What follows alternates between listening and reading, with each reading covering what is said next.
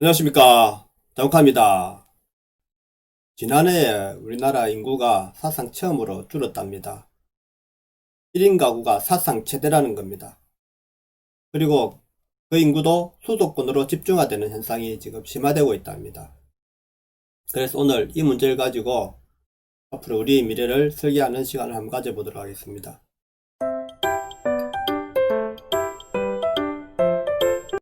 지난해 우리나라 주민등록 인구가 2만여 명이 줄어 사상 처음으로 감소했다는 겁니다. 출생자 수가 27만여 명으로 역대 최저치를 기록한 데 비해 사망자는 30만 명을 넘으면서 인구가 자연 감소를 했다는 겁니다.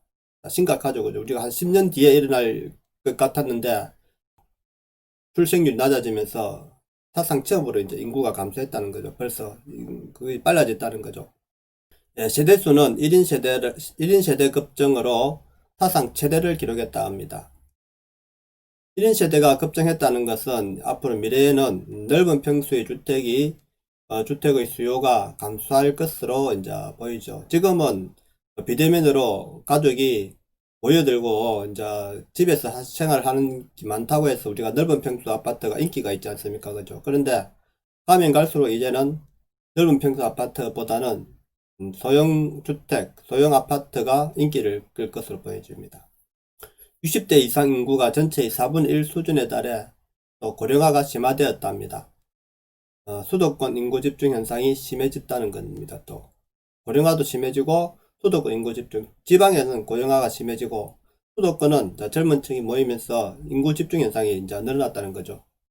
그래서 앞으로 고령화가 되면은 저는 또 어떻게 바뀌느냐 생각을 해보면은 월 비용이 적게 나가는 주택이 인기가 있을 거란 말입니다. 그래서 우리가 월 비용이 많이 나가는 아파트보다는 될 수 있으면은 소형 빌라도 앞으로는 수요가 급증할 것으로 우리는 노년으로 가면 갈수록 큰 평수보다는 소형 월 임대료 그 관리비가 그죠 적게 나가는 소형 빌라도 인기가 있을 것으로 보여집니다. 수도권 인구 집중 현상은 지방 소멸 시대가 앞당겨진다는 거죠. 오히려 수도권의 집중 현상이 늘어났습니다. 그래서 이거는 하루빨리 정치권에서 해결해서 수도권 인구 분산을 빨리 해야 된다 생각. 제가 이때까지 그 이야기를 계속 해왔죠. 그죠? 지방에는 고급 일자리가 없어졌기 때문에 계속해서 고급 일자리를 가진 사람들은 수도권을 몰려들고, 그리고 그 수도권을 몰려드니까 일반 일자리도 계속 늘어나는 거죠.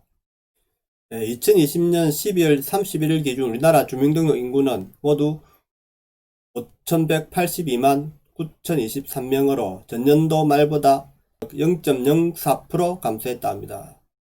연간 기준으로 주민등록 인구가 감소한 것은 이번이 처음이라는 겁니다. 인구가 감소했다는 것은 근데 최근 10년간 주민등록 인구는 매년 조금씩 늘기는 했지만 증가율은 계속 떨어져 왔다는 겁니다.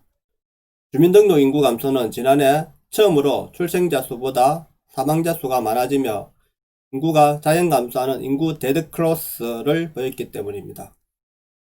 인구 데드크로스. 이제는 출생자보다 사망자 수가 많아지는 데드크로스라 하는 건데 그것이 이제 시작되었다는 겁니다. 올해부터. 작년부터 시작이 되었다는 겁니다. 그것이 2011년부터 2018년 8년 연속 증가하던 사망자 수는 2019년 감소세를 돌았었다가 지난해 다시 증가했다는 겁니다. 출생자 수가 사망자 수보다 적은 인구 데드크로스가 지난해 주민등록 인구 사상 첫 감소의 주요 원인이라는 겁니다. 세대수가 근데 여기에 또 세대수가 큰 폭으로 늘었다는 겁니다. 인구는 줄었는데 세대수는 늘었다는 겁니다. 여기서 왜 세대수가 늘었느냐? 집값 폭등으로 인해서 정리를 했다는 겁니다. 과거에는 그저 우리가 지방에 나가는 분가한 자녀들이 그냥 이렇게 세대 등록 안 하고 살은 적이 많이 있습니다. 그런데 작년에 급격하게 증가했다는 거죠, 이게. 세대수가 늘어난 원인은 1인 세대 증가에 있고, 전체 세대에서 차지하는 비중도 1인 세대가 39.2%로 가장 높았다는 겁니다. 1인 세대수가 39.2%, 거의 40%에 육박합니다.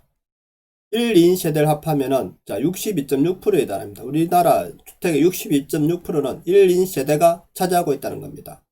자, 서울의 원룸, 그죠? 이런 엄청 많죠. 1인 세대가 그 안에도 엄청 들어가 있습니다, 요즘은.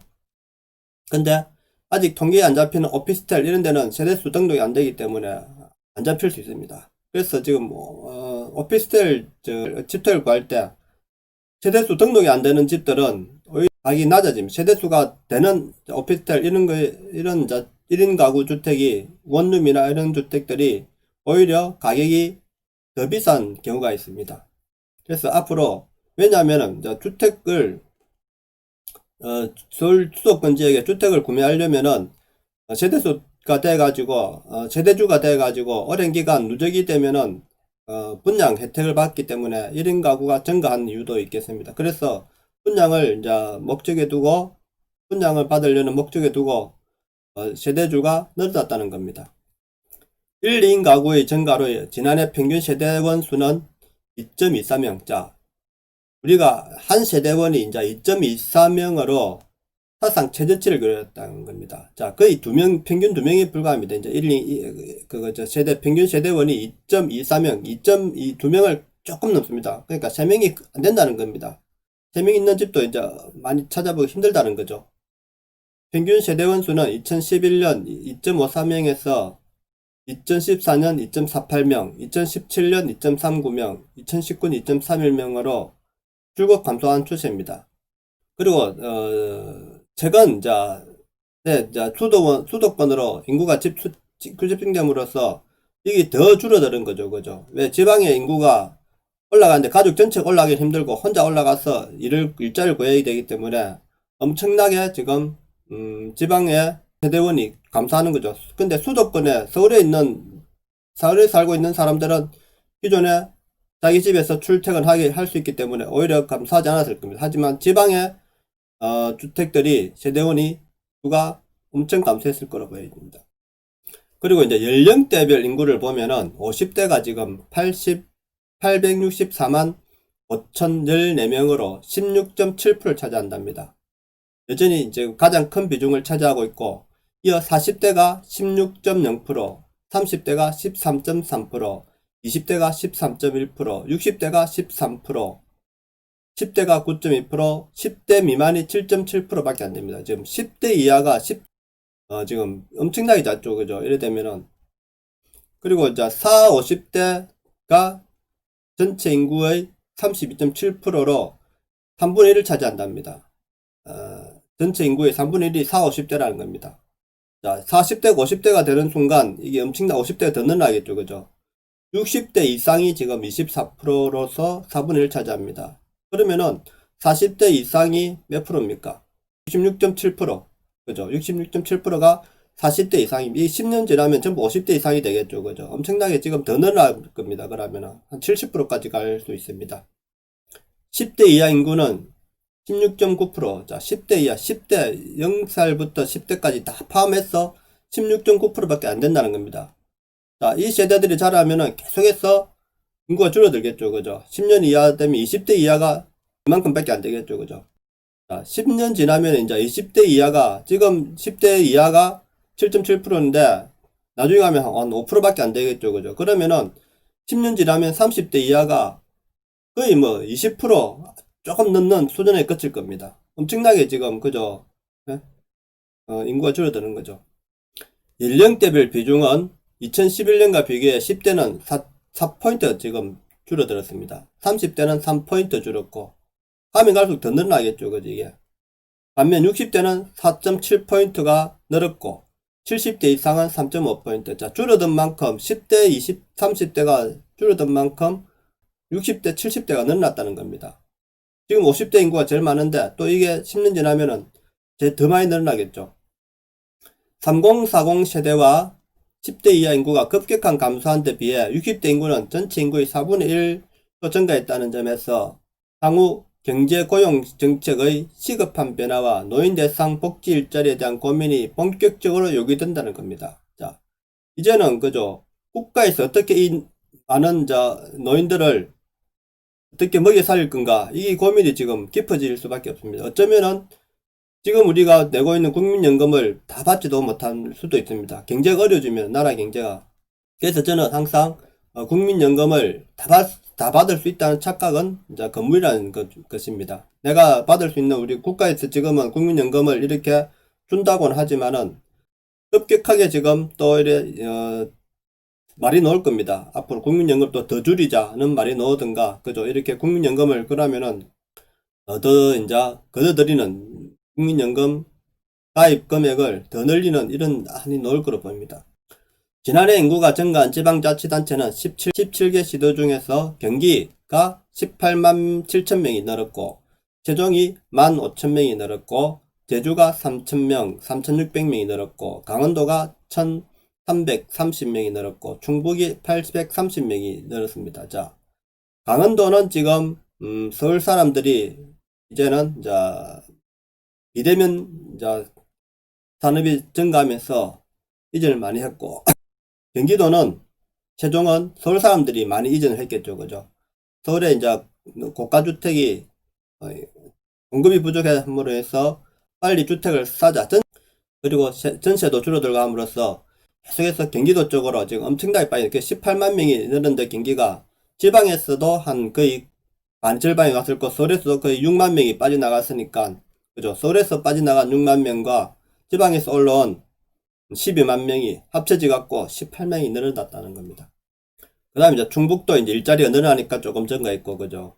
서울의 아파트 가격 상승에 의해서 지방을 이전이 가장 높을 거로 보입니다. 제주도는 이제, 어떤 연세 많으신 분들이 많이 이전을 했을 겁니다. 서울이 6만 600명이 감소했고, 경북이 2만 6천 명, 경남이 2만 3천 명, 2만 2,300명, 부산이 2만 1,895명, 대구 19,685명, 전남이 17,196명 등 나머지 12개 시도의 인구는 절대적으로 감소했다는 겁니다. 자, 이거를 우리가 계속해서 이게 몇 년 동안 누적된 인구입니다. 지금 부산은 계속해서 2, 3만 명씩 인구가 매년 감소해 왔습니다. 전부 다 빠졌죠. 그죠? 경북부터 있었어. 수도권, 그죠? 경기 지역만 지금 엄청나게 지금 늘어나고 있다는 겁니다. 자, 이거를 그죠? 우리가 해결 안 하고 지금 정부에서는 어떤 손을 놓고 있잖아요. 그죠? 전혀 이걸 해결할 생각이 없잖아요. 해결할 능력도 안 비추고. 제가 계속해서 이 내용에 대해서 제가 계속해서 방송을 했습니다. 그죠? 수도권 인구 가밀화 정책을 빨리, 해소해야 된다. 수도권 분산 정책, 인구 부동 해야 된다. 그래서 지금은 이제는 수도권 서울 지역에, 잡을 수 있는, 부동산을 잡을 수 있는 방법은 제가 말했죠. 그죠? 자, 입법, 사법, 행정권을 분리해서 세종으로 가지 말고 세종에는 뭐 행정권만 가고 입법권과 사법권을 분리해 3권 분리해라 이거죠. 그래서 경상도 쪽이 하나, 전라도 쪽이 하나, 세종을 만들어 놨으니까 세종 이남으로 다 내려와야 된다 생각하는데 어쩔 수 없이 세종에 놔둬놓고 그죠. 그리고 고속 전철 이런 걸 넣으면 안 된다 이거죠. 왜냐하면 그럼 출퇴근을 할 수 있게 만들면 안 된다 이거죠. 네, 그리고 서울에 있는 공공기관들은 다 지방으로 지금 이전해라. 그죠? 대전 이남으로 이전해라는 겁니다, 저는. 그것만이 지금 현재 수도권 가밀화를 막을 수 있는, 왜? 공공기관은 옮겨도 된단 말입니다. 공공기관이라는 거는, 자, 전국에서 갈 수 쉬운 기관이 돼야 된단 말입니다. 자, 서울에 있으면은, 자, 지방에서 올라가면은 너무 지금 불편합니다. 방세도 비싸고, 그렇기 때문에, 새로운 도시를 수도권에 만들지 말고 신도시를 지방에 만들어서 거기에다가 공공기관 일전해라는 겁니다. 공공기관이 그죠? 지방 한적한 곳이 있다고 해서 절대 뭐 나빠지는 거 없습니다. 그죠? 서울 경기 수도권 인구가 지금 서울 경기 인천 등 수도권 인구가 지금 2,600만 명으로 전체 인구의 50.2%를 차지했다는 겁니다. 전체 인구의 50%가 지금 수도권에 꽉 몰려 있다는 겁니다. 충청도 빼고. 그러니까 이 밀리는 인구들이 이제 충청도로 좀 이전을 또 충청도까지 지금 부동산이 상승하는 이유가 너무 이제 수도권이 가밀화되니까 충청도까지 지금 부동산이 오른다는 거죠. 네, 전년도에 2,592만 명 정도에서 50.002%에서 수도권 인구수와 비중 모두 늘어 수도권 집중 현상이 심해졌다는 겁니다. 10년 전인 2011년에 비해 지난해 인구가 줄어든 것은 서울은 집값이 비싸니까 어쩔 수 없이 줄어든 거고 나머지 부산, 대구, 광주, 대전, 전북, 전남, 경북 등은 일자리가 없어서 줄어든 것입니다. 그러니까 서울 줄어든 거하고 지방 줄어든 거하고 차원이 다른 겁니다. 이거는. 지역별 인구 증감은 출생, 사망 등 자연 증감보다 전 출입에 따른 사회적 증감이 크게 작용하고 있다는 겁니다. 이게 문제죠. 자연 증감보다 전 출입에 따른 증감이 우리나라의 지금 지방 황폐화, 지방의 인구가 줄어드는 이유에 가장 크게 작용한다는 겁니다. 일자리 감소와 산업구조 변화에 따른 기존 대도시에서 인구 유출이 본격화되고 있는 것으로 봤다는 겁니다.